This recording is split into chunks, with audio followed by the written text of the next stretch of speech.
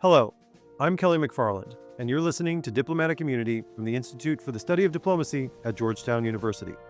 Welcome to the third episode of our fall series, where today I'm delighted to talk with Professor Dan Edelstein on his new book, The Revolution to Come, The History of an Idea from Thucydides to Lenin, which came out from Princeton University Press just this year. The book paints a panoramic view of intellectual history and explores our understanding of revolutions over time. It challenges us to reflect on the aims and consequences of revolution and to balance the value of stability and the hope for change. My friends, I want to talk to you today very simply about government. I also believe that events in Iraq have reminded America of the need to use diplomacy. This is not a time to undercut our diplomats. Dan Edelstein is a senior fellow at Stanford University's Hoover Institution. He is also the William H. Bonsall Professor of French and holds affiliations with Stanford's Departments of History and Political Science. He has authored and edited 11 books on European intellectual history and political history. Find a link to The Revolution to Come in our show notes. Let's listen in to the conversation.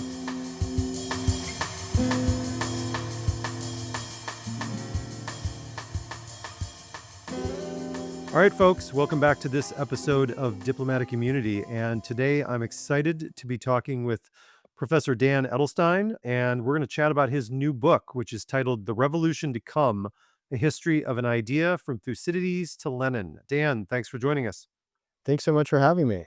Yeah, so, as we were chatting about before we started the recording, I really like the book. I found it just very thought-provoking and just interesting because of the fact that you're tracing the origins and evolution of a word. And I've seen some books like this in the past, but I'm always fascinated by those. And, it begs me to ask the first question, which is, how did you come about researching and writing about the origins of a word and how it changes meaning over time? Yeah, well, it's a great question. And in some respects, the initial insight for this came from my friend and colleague Keith Baker's work. And Keith is also a historian of the French Revolution and teaches here at Stanford. And he'd had this interesting observation, which is that in 1789, revolution goes from being a fact to becoming an act. So there's a way in which the American revolutionaries, Pache, Hamilton, they never say, long live the revolution. They never say, they never identified as revolutionaries, actually. They never used that word. All of that begins with the French Revolution. So there's a way in which language and political thought evolve, almost hand in hand. And you really see that in 1789. I'd say the other big sort of realization I had was that, studying classical political thought, especially Greek political thought, but also Roman political thought, you realize, wait a minute, they're not using this word. They're using all these other words. And of course, that then begs the question, well, when do people start using the word revolution and where does it come from?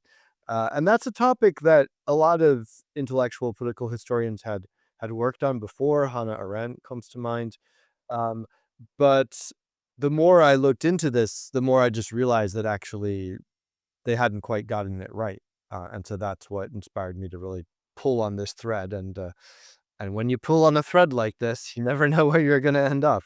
Well, yeah, you end up 3,000 years ago, and it is a long thread indeed. So, let's start back in the day. And, the first part of your book really digs into the origins of the meaning behind this and a lot of those classical thinkers, Plato, Thucydides, Polybius, that you were talking about, that saw revolution as a threat. So what was their primary conception of history and political change that, led them to view this as a threat, but then also pushed them to advocate for stable and balanced governments? Well, you've really put your finger on, what's at the heart of the book, which is this thesis that what drives the shift in meaning in revolution, and that's a shift that I'm sure we'll get to, happens more in the 18th century, is a new perception of history. And so the classical perception of history was one where there was some place for progress, but that progress really had already happened. So in Lucretius or even in Aristotle, there is a recognition that, these beautiful Greek temples didn't just spring up on their own, that probably at one point humans looked more like either the barbarian tribes that the Greeks were familiar with, or even with some of the animals that they observed. They sort of had that already, the idea of some natural progress. But then once they get to, the polis, the city state, there's a sense that that's kind of it, folks. Like Yeah. there's no going any further. And some of the fundamental conflicts that plagued the polis, and I'm thinking in particular of the conflicts between the few and the many, the wealthy and the poor, which Aristotle describes as just that's always going to be there. We're never going to every single polis, every single empire that anyone has observed has this division. It's just an iron law of inequality. And so they treat that as a given. And then they also notice that really the big problem of politics is preventing that conflict from exploding. Because especially in the Greek world, every time there was what they would call stasis or sort of violent uprising, it was because the balance between the few and the many had become undone, and one side felt like it was getting a raw deal and tries to overthrow the other. So what they're really recognizing is that politics is about managing this conflict. It's not about solving it. This is where we get these ideas of a well balanced constitution that Aristotle and, as you mentioned, Polybius are really the big promoters of. And the only thing that results from revolution are really negative things. And this is Thucydides' description of the revolution in Corcyra is just so canonical because it's death, fathers killing sons, all sorts of horrible murders, justice thrown out of the window. We revert to a kind of barbarity that has nothing to commend for it.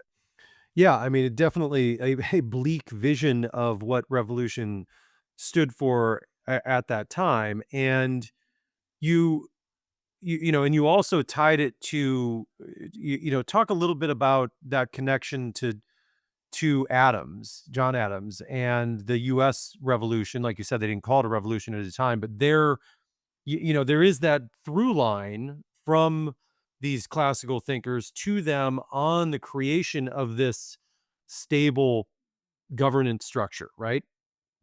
Exactly. And remember, these are, Adams and people like Adams, Madison, Jefferson, a little bit less Washington, but these are people who were just steeped in the classics, right? That's what it meant to have an education. It meant that you were familiar with the classics above all. And when you sort of reread what they had read, there's actually a lot of consensus here, which is that um, the fundamental challenge of politics is keeping the state stable, preventing the state either from having an internal collapse through revolution or also from being captured by a foreign enemy. Um, but that's really what the whole discipline of political thought is built up around, from Thucydides through Plato and Aristotle and up through the Romans as well. And the primary answer to this problem, which is how do we keep the state stable, is how do you keep the different social interests in check and preventing one from becoming too powerful. And this is where I spend a lot of the book on Polybius because I think he's one of the, people know Polybius, but he's kind of seen as a pretty derivative thinker. And it's a bit strange because he introduces his whole theory of political thought in the middle of his History of the Punic Wars. So he's one of these sort of hybrid writers. But I think what's so crucial about Polybius that you don't really fully get in Aristotle is that he takes sort of the Greek conceptual categories, but he applies them to the best known historical example, which is the Roman Republic, and he shows how the three parts of or the three primary organs of the Roman Republic, the consuls, the Senate, and he doesn't actually refer so much to the tribunes, but more to the popular assemblies, that they are this sort of combination of monarchy, aristocracy, and democracy, the three pure forms of government. And this becomes the gold standard, the holy grail of constitution writing, is to put these three parts into the right balance so that you prevent the state from collapsing, from one part taking over the others. Um, and the American colonists are also being reinforced here by the example of the British and the British Constitution, which after 1688 was celebrated by all English constitutional writers as the greatest ever, even better than the Roman Republic, but always in reference to Polybius and these earlier examples. Yeah, and the notion of how you view history, and like you said, kind of gets to the heart of all of this. And you talk about the shift that occurred in the 18th century with the Enlightenment. So, this brings with it a new idea of history as a form of progress. And obviously, if you're looking at history as something that can be progressive now, that's going to change your view of certain things. And revolution was one of those. So, instead of the cyclical change, it can be viewed as a catalyst. So how do we get to that, and how does that shift the thinking on revolution? Well, that's exactly right. And it's kind of interesting how this emerges in France because it almost seems a little trivial.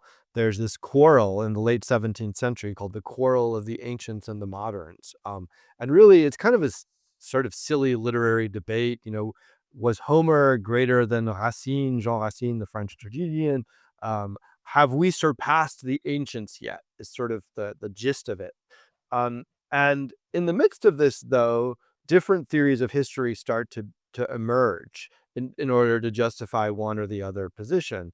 And what emerges as sort of the defenders of the moderns, the guys who say we're better than the ancients ever were, is is an interesting theory, which is like, look, you know, Aristotle, Homer, these were all great guys, but we have something on our side that they never will have, which is the passage of time. And so over time, even if we're not as genius as they are, things accumulate. We make discoveries, and we have collectively just more knowledge, more information. And this means that we have a natural built in advantage. But then they take this logic a step further and they project it into the future. And they realize, we're already doing great, but imagine 100 years from now, we're going to be incredible, and the sky's the limit. And that's really the sort of shift that you see in the modern theory of progress. Now, I think what I'd add to that is that you know, this sounds kind of familiar, I think. We're still living. I think we're all kind of more or less believing in this. Like if you went out on the street and you asked somebody, what do you think the world will look like 100 years from now? I think it's unlikely that anyone would say, oh, more or less the same, right? We've all absorbed this thinking. And so it makes it hard for us even to imagine a time when it wasn't the default view of history. What it has in the 18th century is something that will carry over into sort of the Hegelian and Marxist versions of this theory, which is that not only are we making all of these technological advances, but they also posit that we are sort of marching towards justice and truth. And that's the part that I think really is going to be more problematic, especially for the history of revolution. That if you have this belief that not only, are things getting more practical and we've made all these discoveries, but society as a whole is becoming enlightened, we're all going to agree on what's obviously true. It's actually a very anti pluralist way of thinking, because we're supposed to all naturally converge on the truth. And that, of course, empirically is not what happens. Yeah, and it's interesting how that spawns, counter revolutionaries, and we'll talk to that in a second. But this notion of progress, it makes me think, and I don't know if are you familiar with What Is History by E.H. Carr? So I use that in one of my classes, and like it's interesting too how he points out in his book on how in his discussions on objectivity and how you view history and all that kind of stuff, like the notion of progress can change where you're depending on where you're sitting too, right? He's writing about the British historians in the post World War One era, and they don't necessarily see the world as progress anymore because they're on the downward slope, right? But like people later in the 40s and 50s and post-colonial areas might see it as progress because they're not, so it's just it's interesting how, where you sit sometimes it shows, how you view progress and the idea of that. But so moving on, where did the French Revolution play in all this?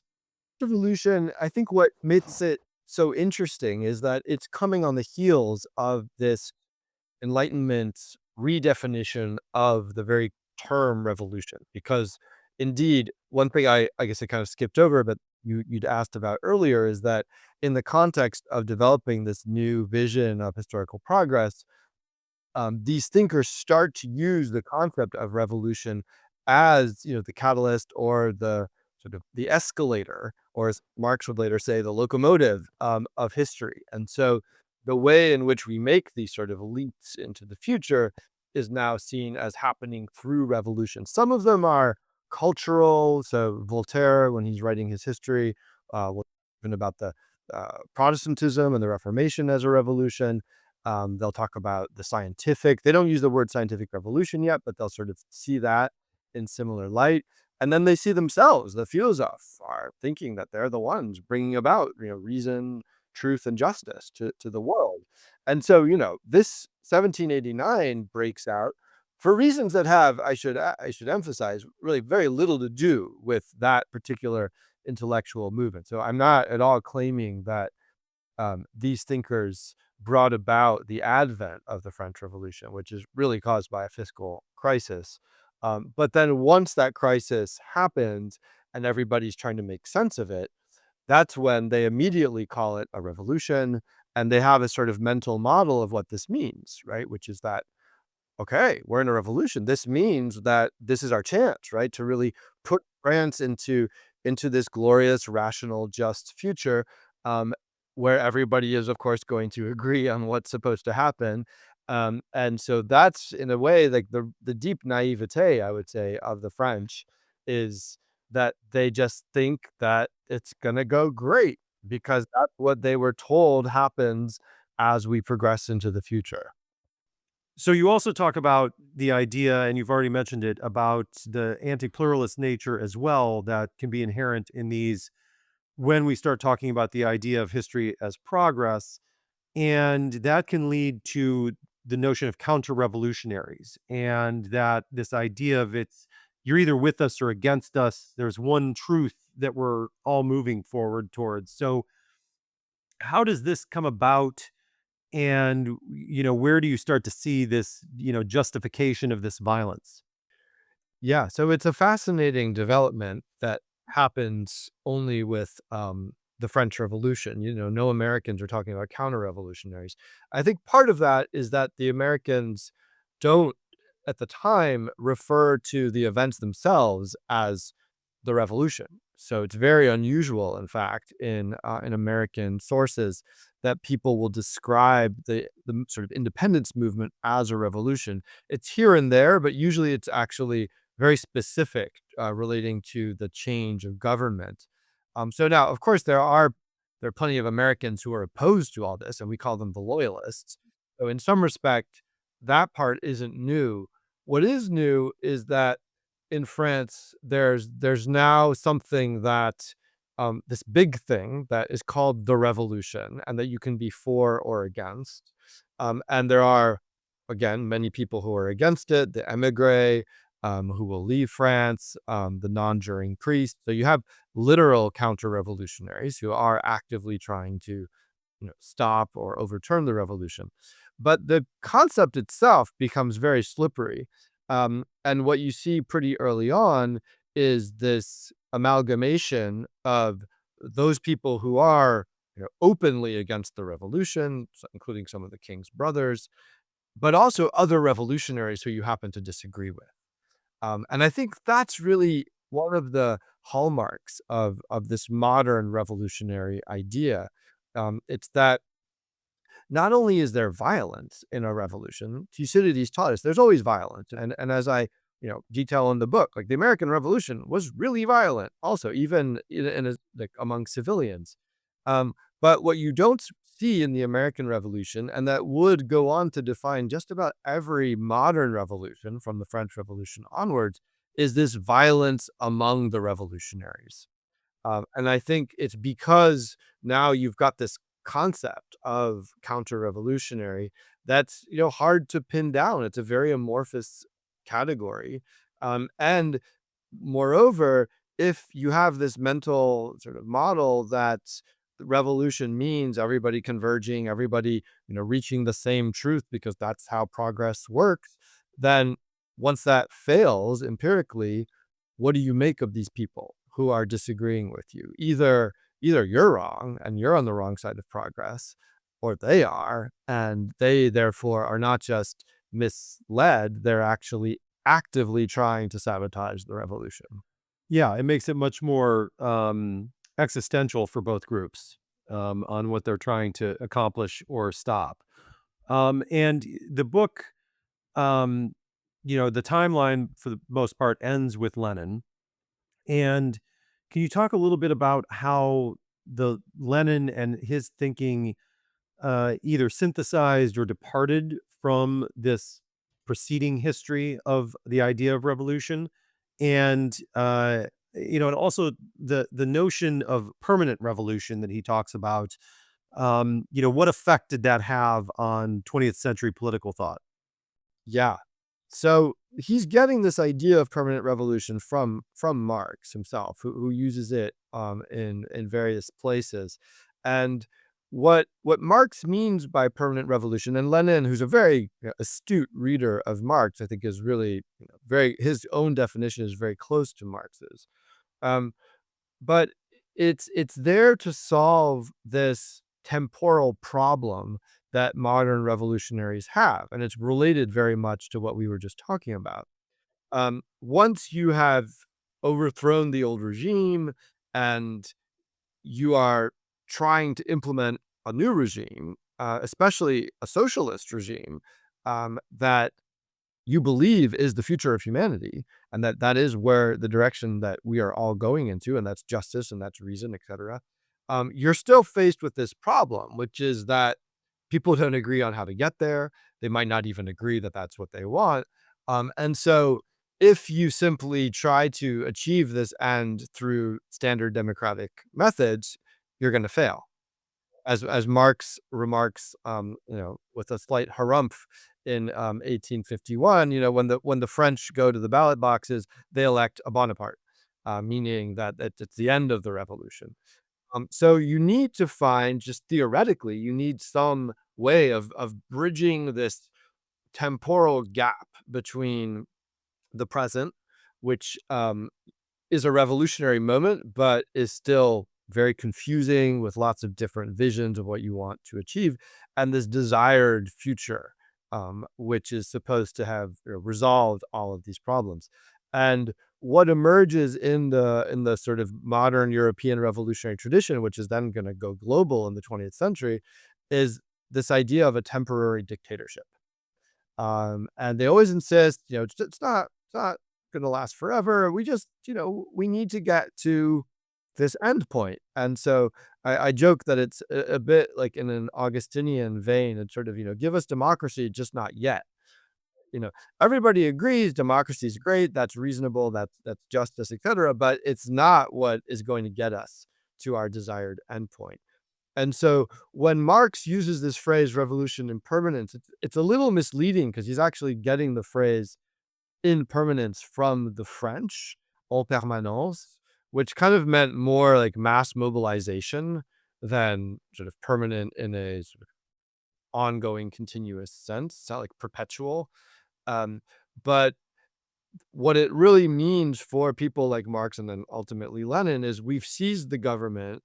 And so the last thing we want to do is hand it over to a new democratic regime. It's like one of the first things the Bolsheviks do is they shut down constituent assembly that had been elected, in fact, before they even seized power in October. Um, and they essentially established this dictatorship, which is in Marxist theory, just this temporary thing, and then the state will wither away and we'll have our beautiful democracy, etc.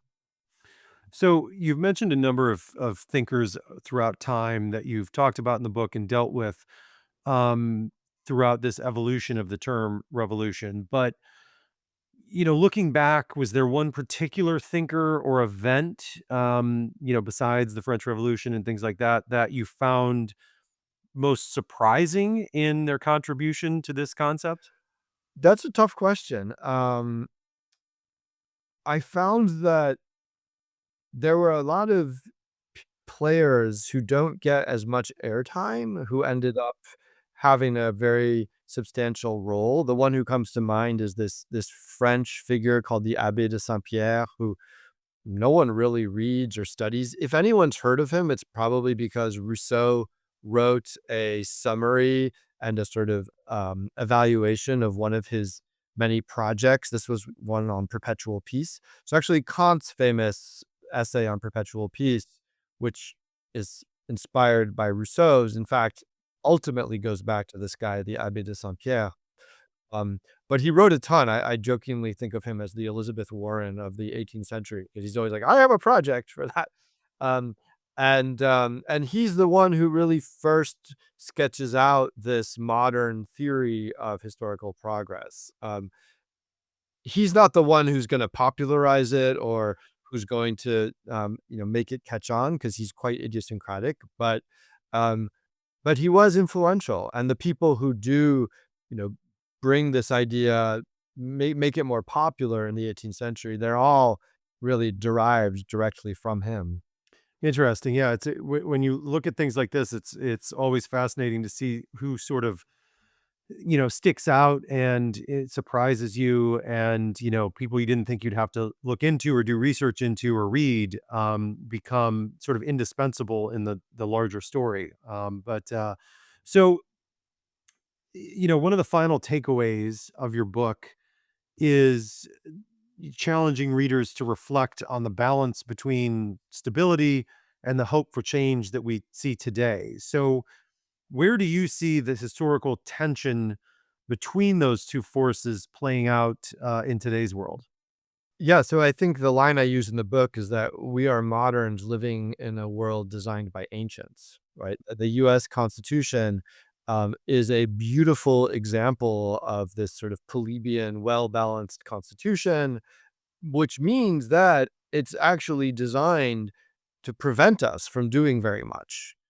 So when people complain about congressional gridlock and everything, that the government being so slow, um, you know, my inner Madison says like, well, right, that's how it's supposed to work. We don't want sudden changes. We don't want the House of Representatives, which is elected every 2 years, to be able to enact sweeping legislation. And that's why we have a body, the Senate, that was supposed to be more conservative. Now, the way that government works today is very different than how any of the framers envisaged it. They didn't even really have an idea of parties. So in some respects, where we've landed is not how it was exactly designed to be.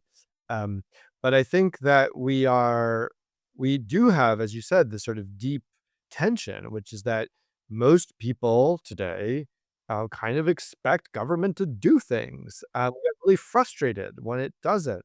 Now, I think what goes unsaid in that what I've just expressed is that people expect government to do very different things. And I don't think there's a lot of consensus actually on what we expect government to do. But still, whether you're on the left or on the right, you want the government to do some things, and that's not really happening. And probably that accounts to some extent for why we're seeing, the rise of executive orders.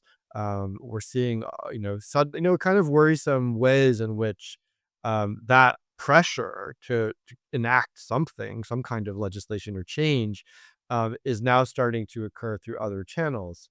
Um, so I'm a historian. I don't have I don't have a crystal ball or even really an answer to this problem. I feel like maybe the best thing I can offer is just a very sanguine diagnosis of why this is so difficult. Um, but I do think that if we're going to try and work through this problem, part of it actually does have to be questioning our assumptions about history and what is the shape of history. There's a lot of, it's not something we talk about much. We have these sort of facile phrases, the arc of the universe is long, but it justice, like that's a great quote, but as an actual vision of history, I'm not sure that it's all that accurate, just even from an empirical perspective. Um, and I think that our historical narratives tend to be very, um, they sort of fall into these genres that are quite stark. We have a kind of catastrophic narrative of, total collapse, or we have a kind of utopian narrative, and sort of thinking like the ancients did, and even like the founders did, about all the different ways in which history is messy, is confusing, and that some kind of stability, like why should we value stability even, that those are questions that we're just not even asking ourselves.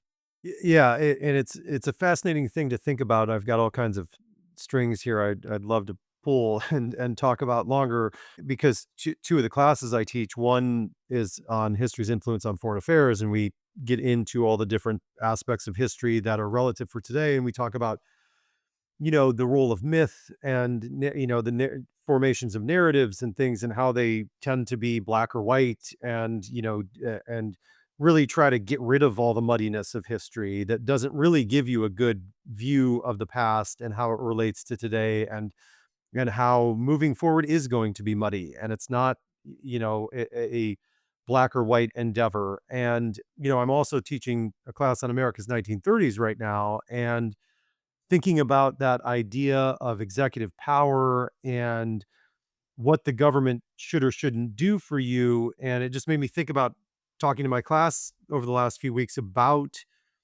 just the size of the federal bureaucracy in the United States during the Hoover administration.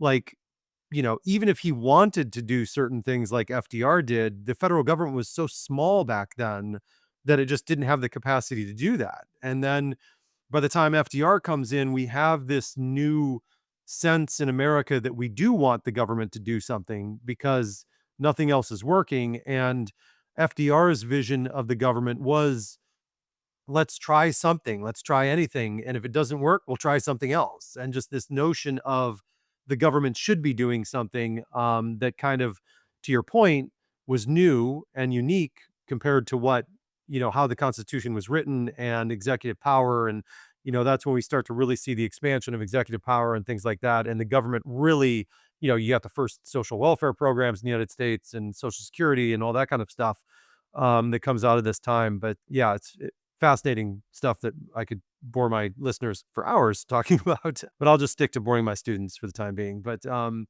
so last thing, we'll get you out of here on this. So we've talked a lot about some of the important aspects of the book and the key points and things, but is there, what is in your mind, maybe the most important distinction to grasp between that classical understanding of revolution and the modern understanding of a revolution? Is it that notion of progress, or what is it?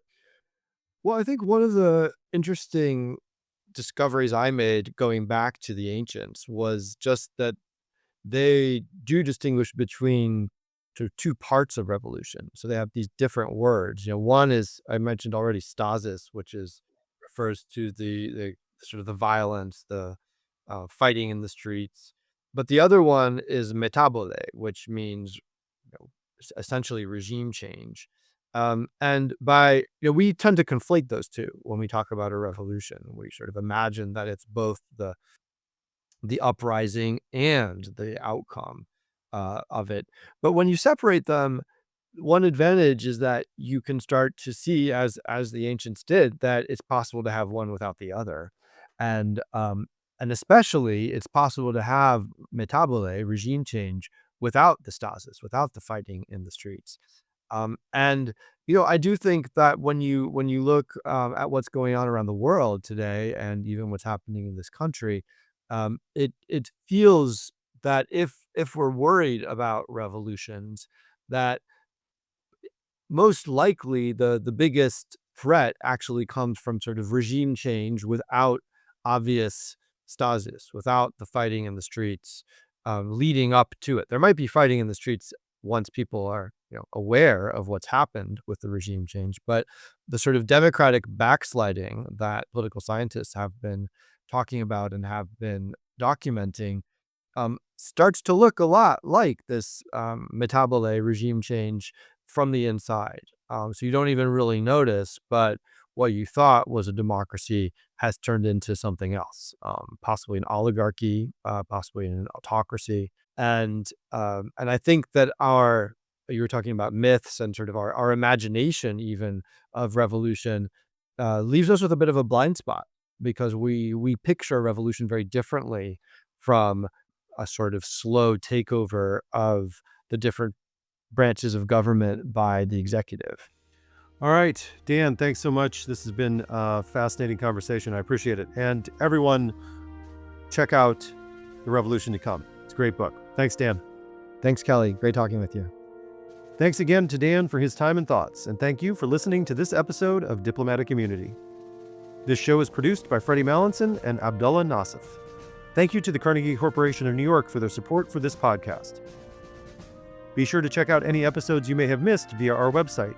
Please rate, review, and follow this podcast wherever you listen, and tell your friends and colleagues to come find us on Apple Podcasts, Spotify, or anywhere else they listen.